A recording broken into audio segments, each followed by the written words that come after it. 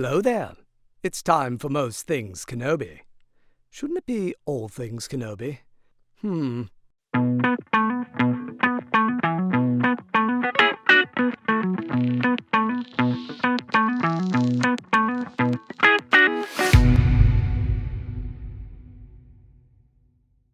Hello there, my space twin. Hello there, how are you?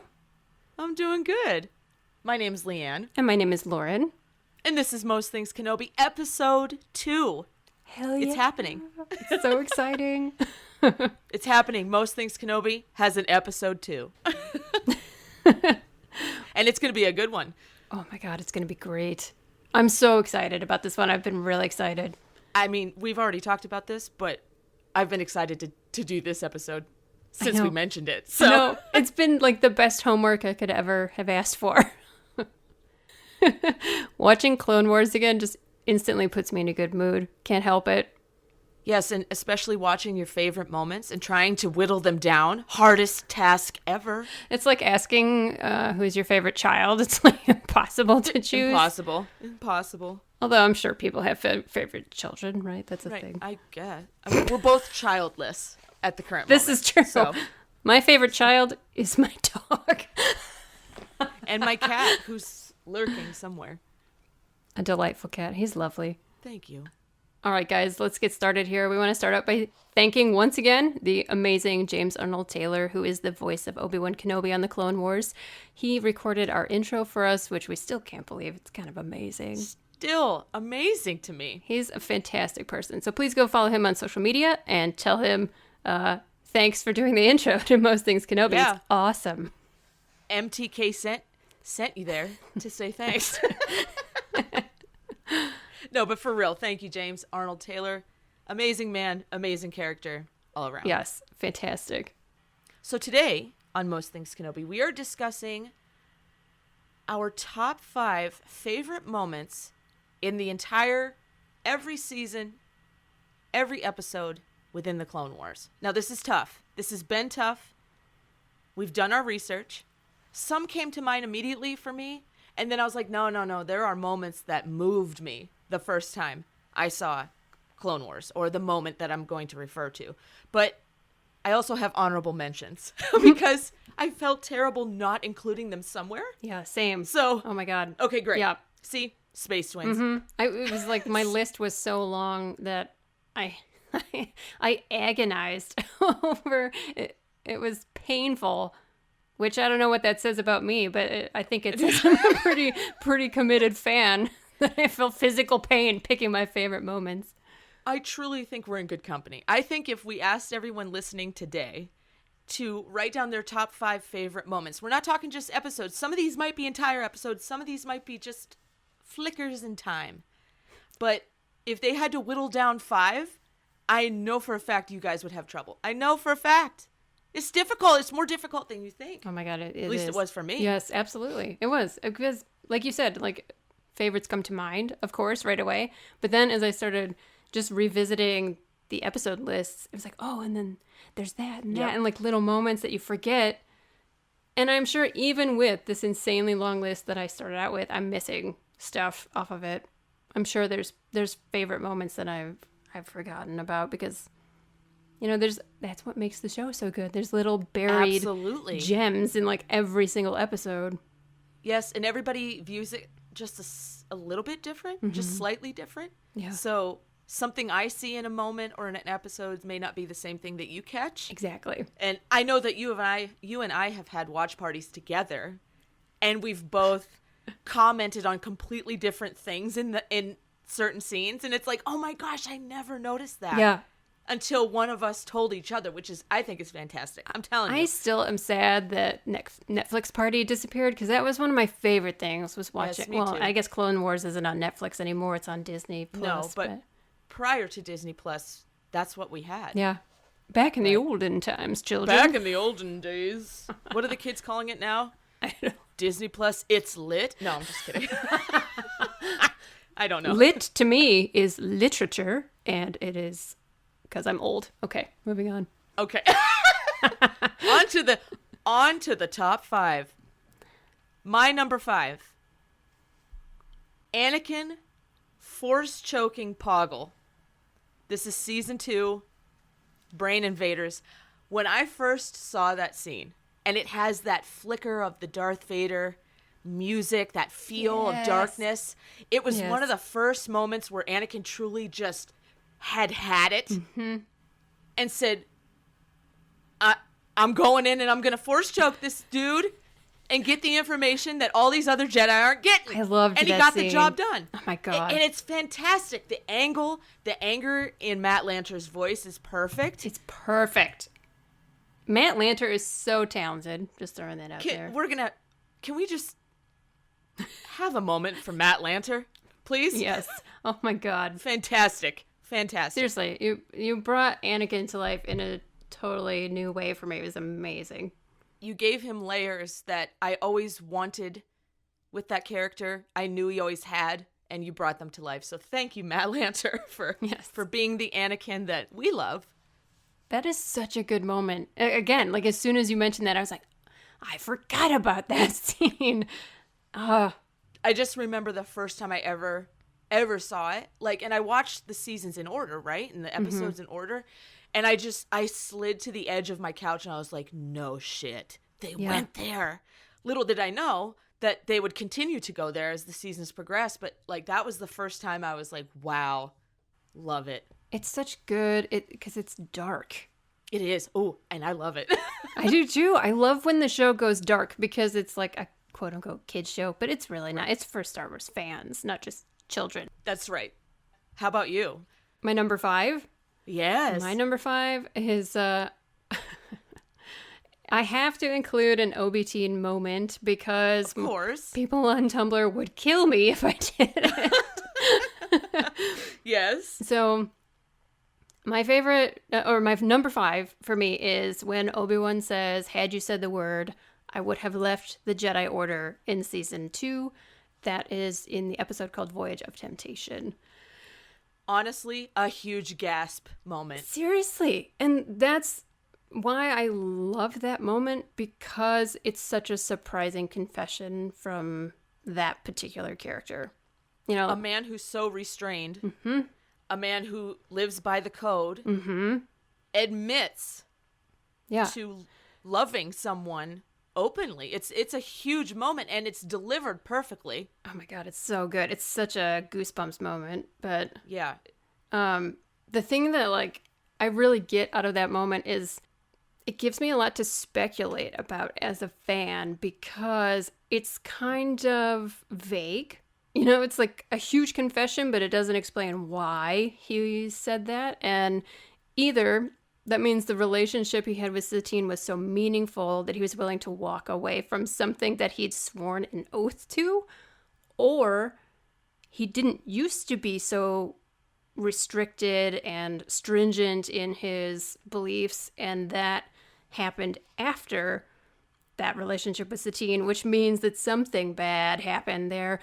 Whether it's that's a great point. Whether it's either or both, it gives me a lot to think about, and that's kind of why I wrote my fanfic about that time period. I was just thinking about it. I was just thinking about that.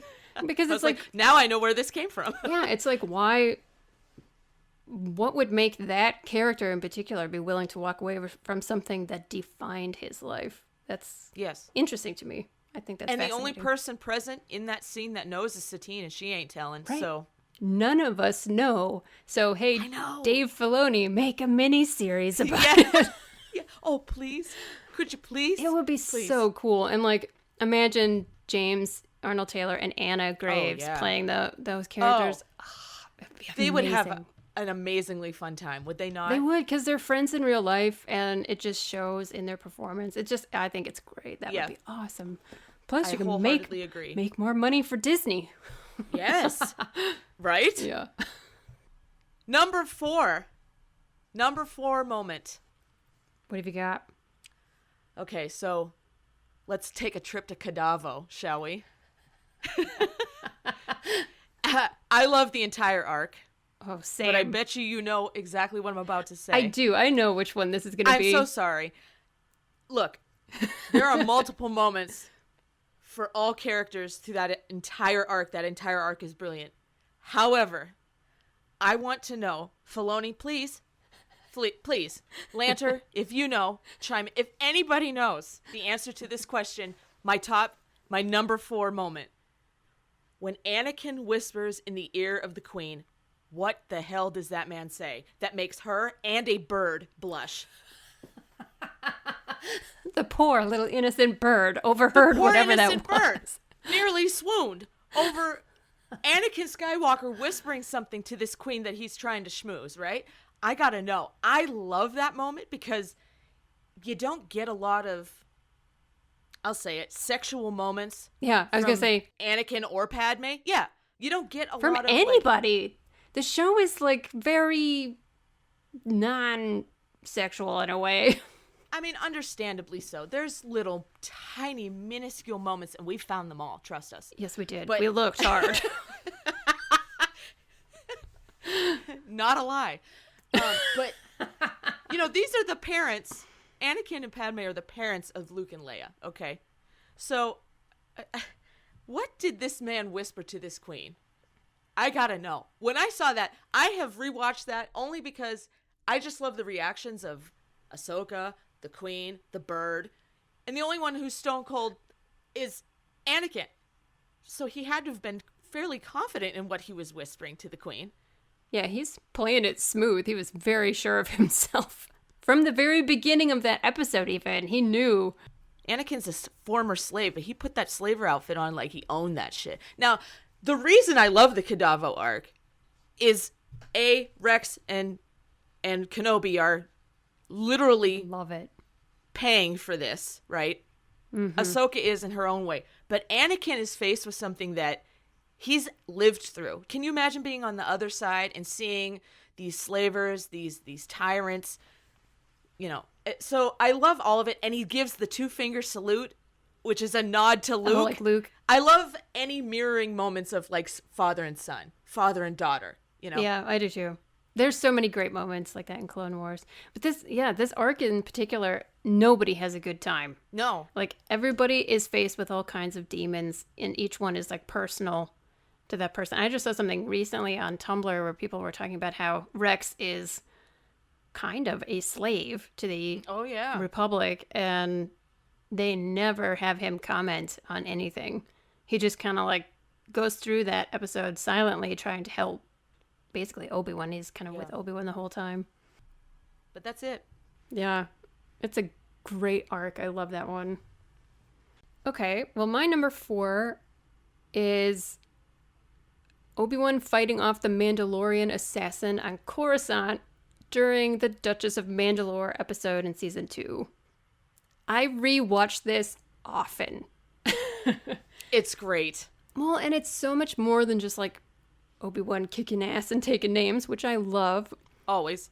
But, like, I don't particularly love that episode. It's kind of, like, political, and I find the, like, stuff about the Senate less interesting. Not that it's not interesting. I just find this moment in particular, like, amazing.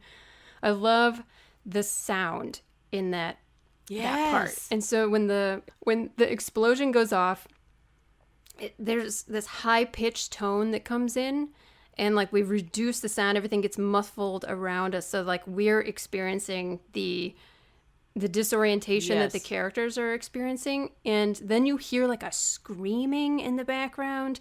And then everything ramps back up and comes to full speed and full sound as Obi-Wan, like, whips out the lightsaber and goes to protect Satine. And I just think this is a kid's show, man. And, like, this cartoon, like, a moment like this is what moves the show into something cinematic. Yes.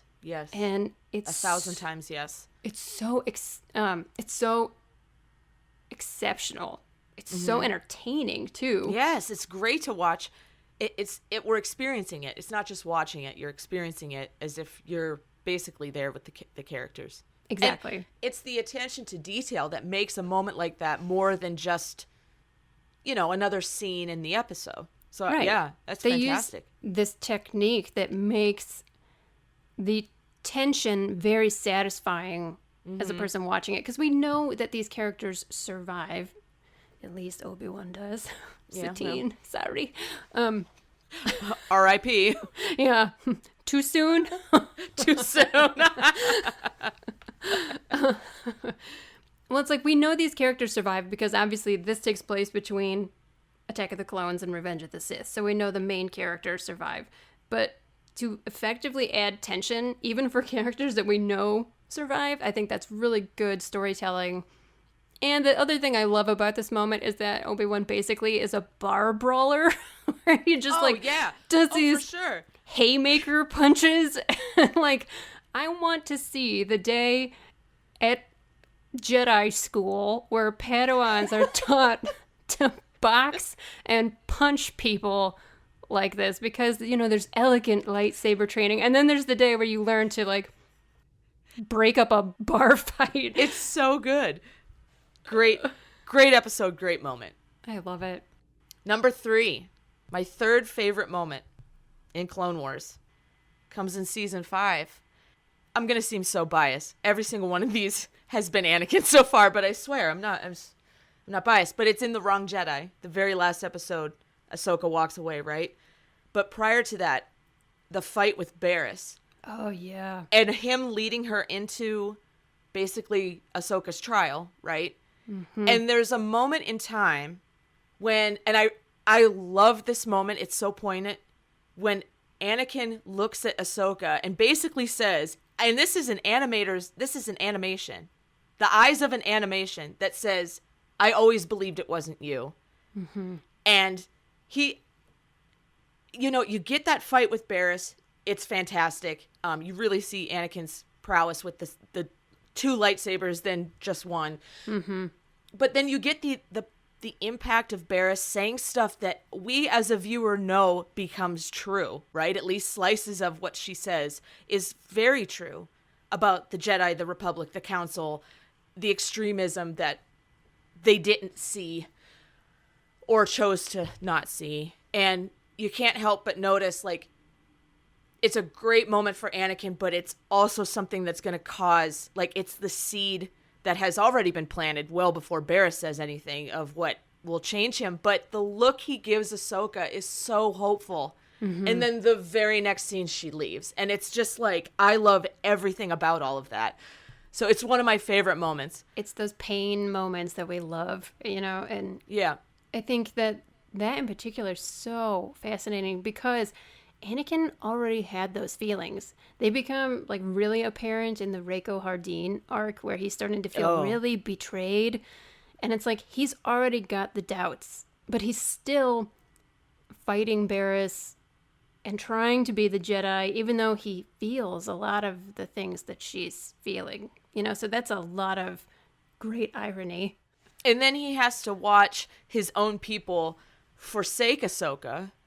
And then Ahsoka turn her back on it. Something that he wants to do, but he feels like he can't do. He's caught.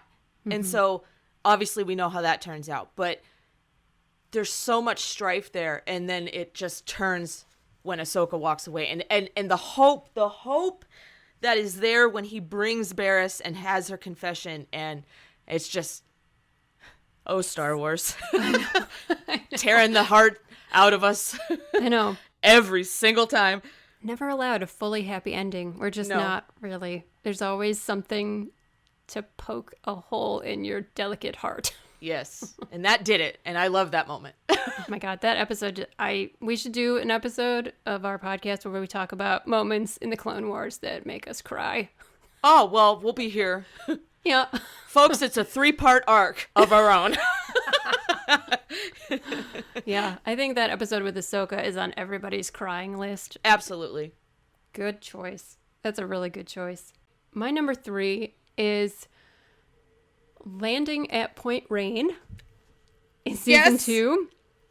Yes. Particularly the last bit, but like pretty much all the parts. Yeah, like you, I'm biased. All my parts are with Obi-Wan pretty much. Well, that's how you and I balance each other out. That's right. I mean, this is Most Things Kenobi. So. It is. Yeah, that episode was a real turning point for me as a fan. I was watching Clone Wars casually until that particular episode. And then after that, I became like a rabid, obsessed, like couldn't stop binge watching. And rightfully so. It was so good. And like, I liked Obi-Wan before. There were things in season 1 that made me like him quite a bit. There was things that were funny and endearing, but this episode was the first time we like faced real peril. Like when his ship goes down and the way it's bad news. It's really bad, and he even has a reaction that we're not used to when he says brace yourselves, like he knows it's going to be bad. Mm-hmm. And there's never been that kind of real danger, I don't think, in an episode, maybe with Plo Koon in the second episode. Where he's like, yes, abandoned in space. But yes, whatever. Breezing past that. What? Mad love for Plo Koon here. Oh my god, I love him. He's for real, though. Yeah, seriously, he is basically Gandalf. And Dave Filoni's favorite, right? Exactly. Yeah. If Filoni loves it, I love it. Amen.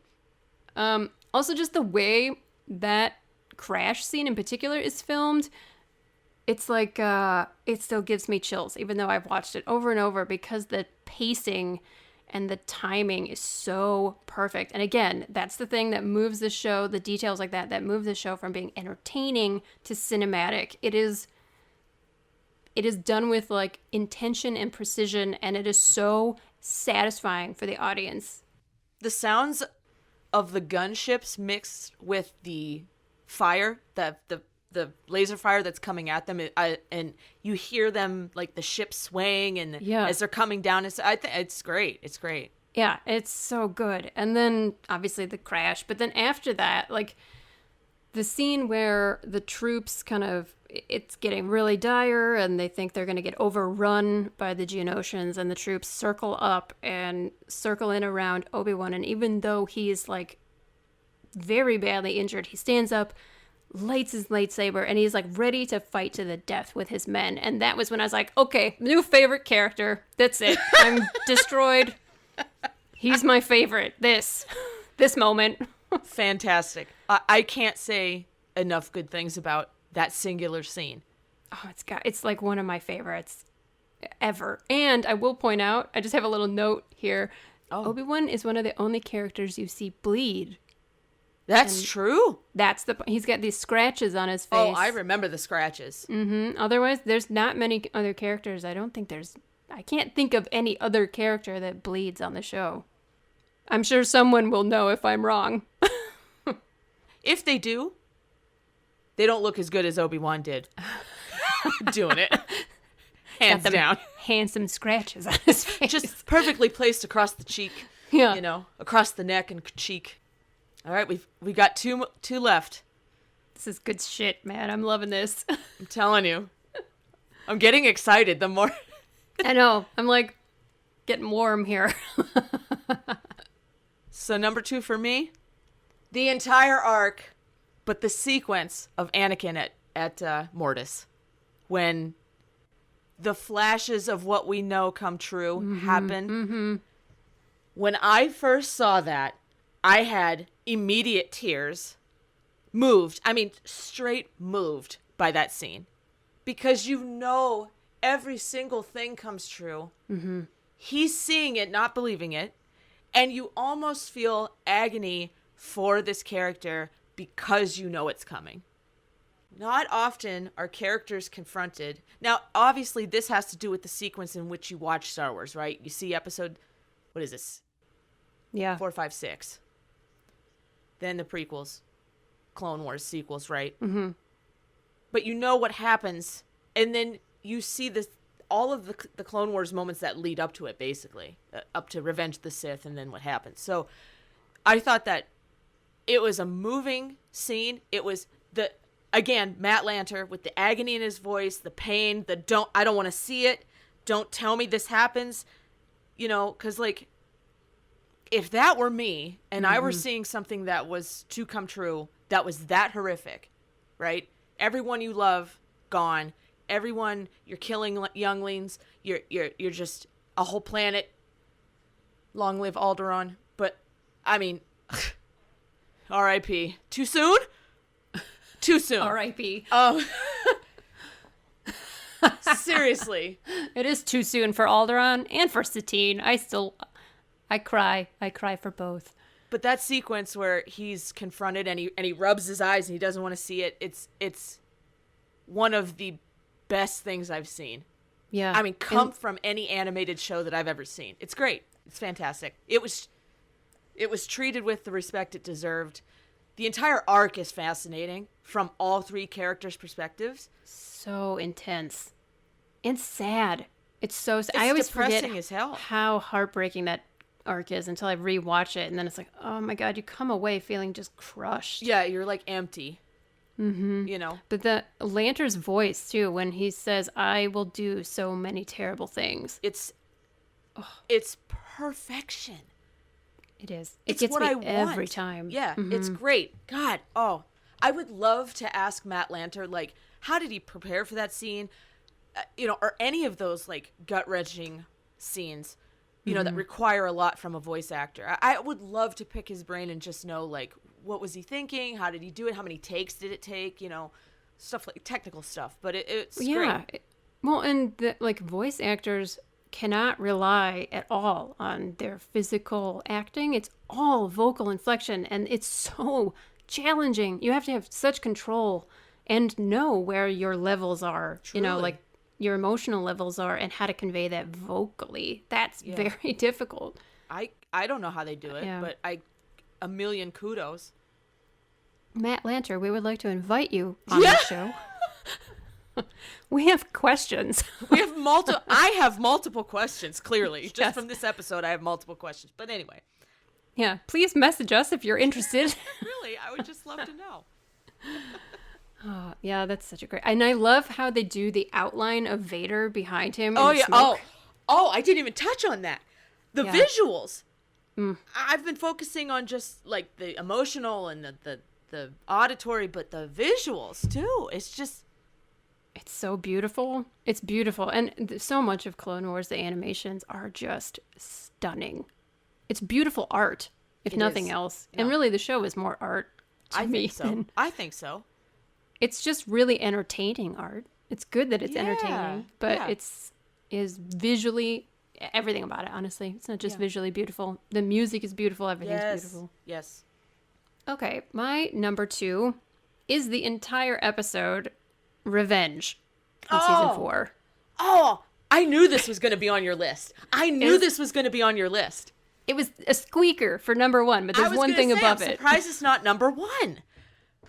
This episode is, first of all, it's dedicated to Kurosawa, which is freaking amazing. Absolutely. But, okay, everything about this episode. I just want to start by saying Sam Witwer is a fucking genius. We need to have an entire Sam Witwer dedication episode. Yes, because we do. We can't cover all the reasons why we love him and appreciate him for who he is as a human being, a voice actor, and a non-voice actor. And a Star Wars encyclopedia. My God, he's a geek like us. It's great. It's amazing. He has so much insight and information, especially since he got to pick Dave Filoni's brain. I know. A font of information that would be entertaining as hell to hear. Oh my God. He's so fascinating.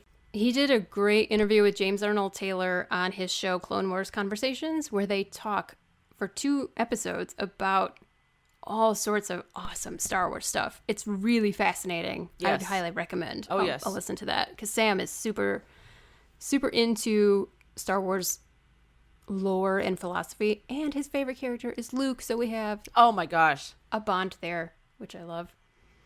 So anyway, Revenge. This episode has such a great cast of characters because it's Maul, who is freaking brilliant, Savage, Ventress.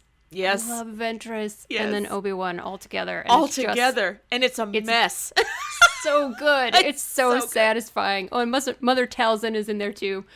First of all, no other Jedi gets this stuffing beat out of him. That man takes a beating so often. Like, often. Really often. The Kadavo arc. He's a damn punching bag. Oh my God. Seriously, the entire arc. He gets his face kicked in a lot. It's terrible. And they're always grabbing it in such an angled way. Well, I can't be mad about that because it's amazing. Highlights how wonderful Obi-Wan is. But damn. Yeah, damn. His poor face. Let the man rest. Seriously. Let the man take a nap and stop grabbing his face. For real. So the lighting and the cinematography of this episode is somewhere between like a horror and a thriller. Mm-hmm. It's so fun. Like the visuals are so great. But I also love there are 2 snarky comments in this episode that I'm just like, what? Why now? Yes. But also, yes, thank you, give me more.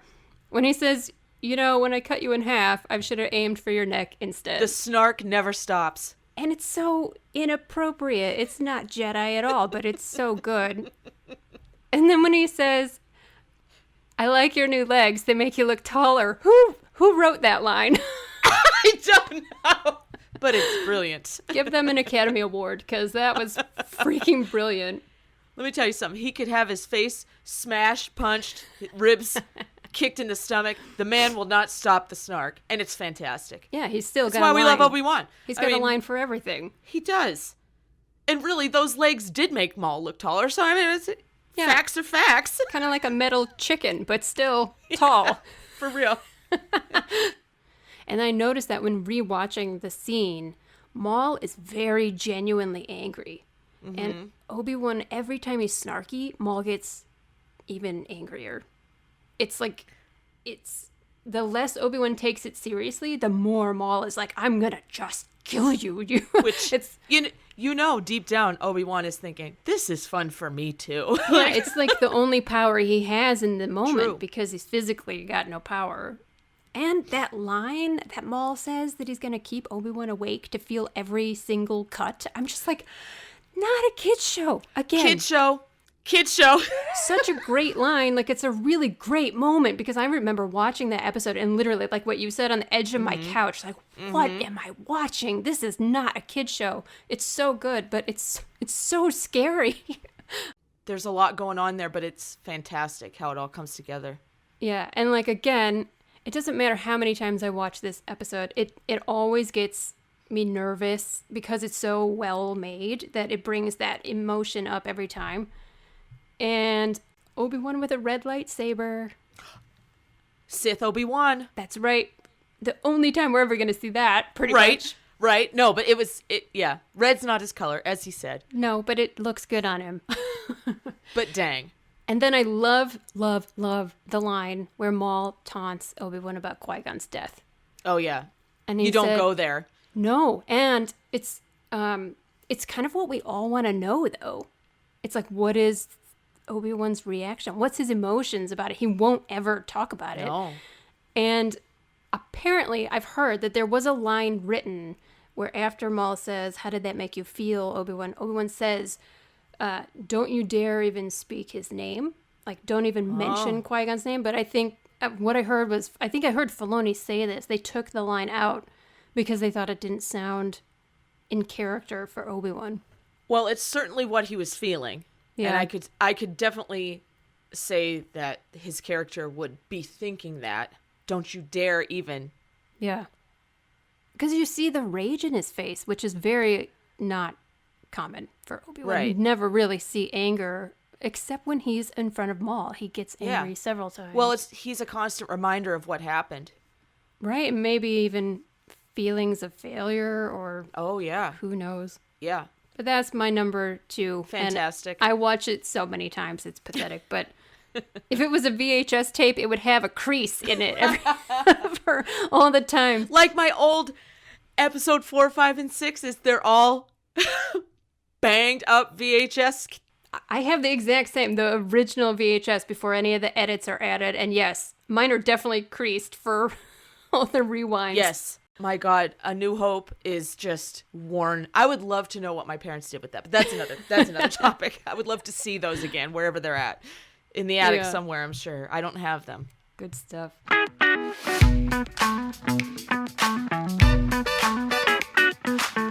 Last week, we asked our listeners, have you made any new friendships or relationships as a result of Star Wars?